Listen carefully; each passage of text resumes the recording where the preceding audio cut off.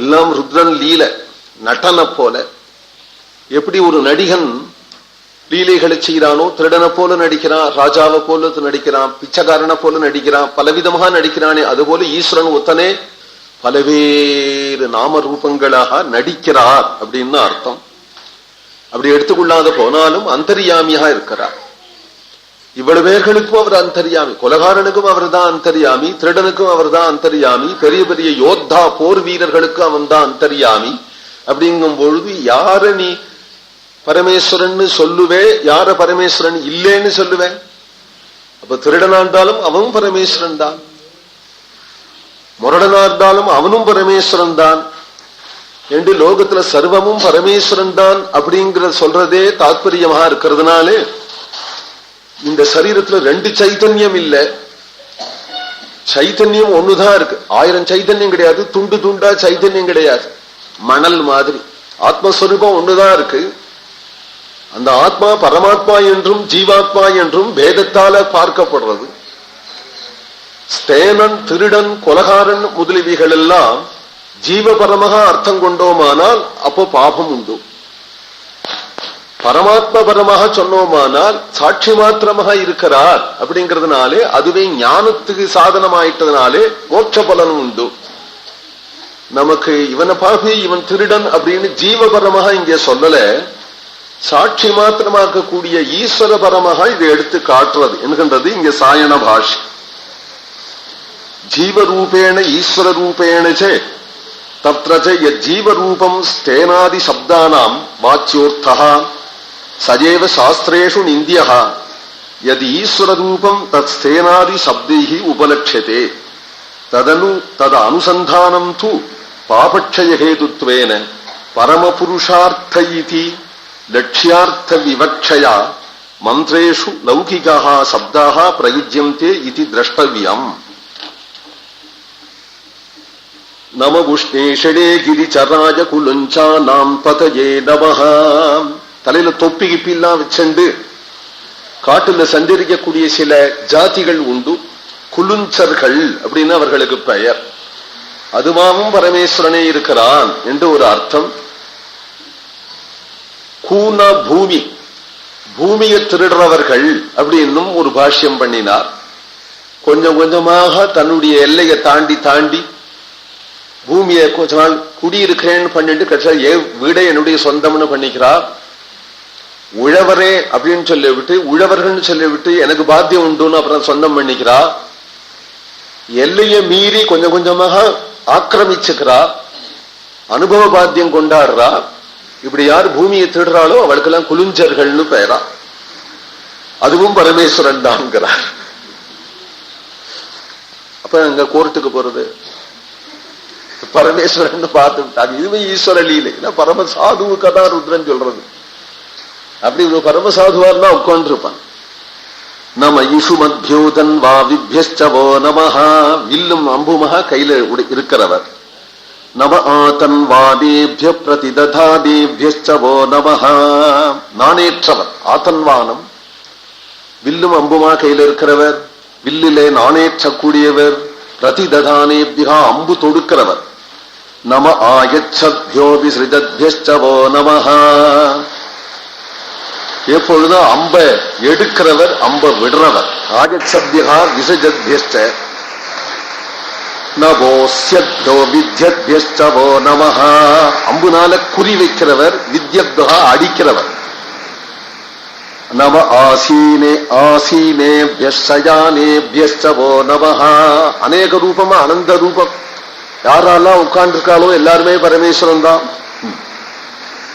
கூட்டமானாலும் கதை நடந்துட்டு இருந்தாலும் யாரெல்லாம் ஓரமா படுத்துட்டாலோ அவள்லாம் பரமேஸ்வரன் தான்.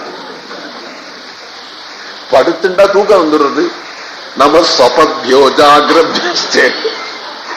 யாரெல்லாம் தூங்கி விடுறாளோ அவள்லாம் பரமேஸ்வரன் தான்.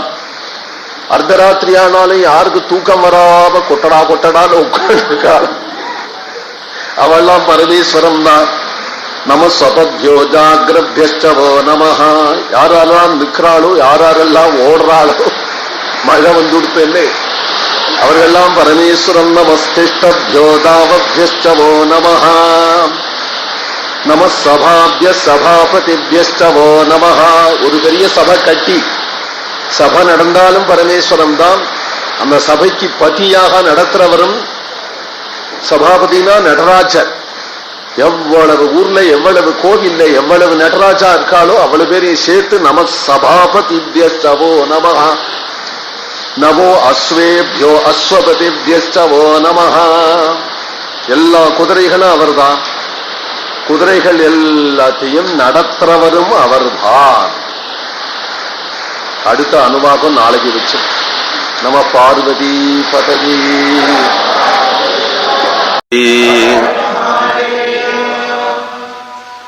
ஸ்ரீகண்டமிவ பாஸ்வந்தம் சிவநாம பராயணம் ஸ்ரீதரம் வெங்கடேசார்யம் ஸ்ரேயசே குருமாஸ்ரயே.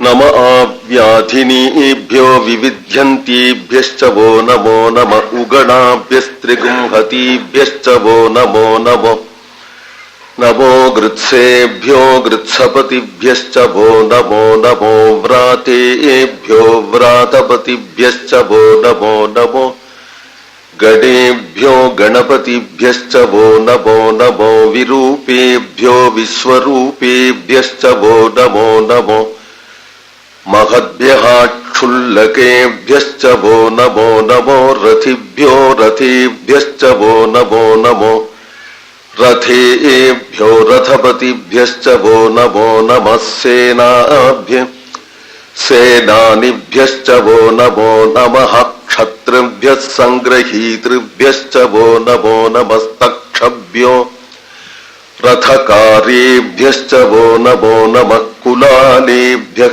कर्मारेभ्यश्च वो नमो नमः पुञ्जिष्टेभ्यो निषादेभ्यश्च वो नमो नमः इषुकृभ्यो धन्वकृभ्यश्च वो नमो नमो मृगजुभ्यः स्वनिभ्यश्च वो नमो नमः स्वभ्यः स्वपतिभ्यश्च वो नमः. परमेश्वरन எல்லா ரூபங்களாவும் இருக்கிறார். அவர் எல்லா ரூபங்களாவும் இருக்கிறார்.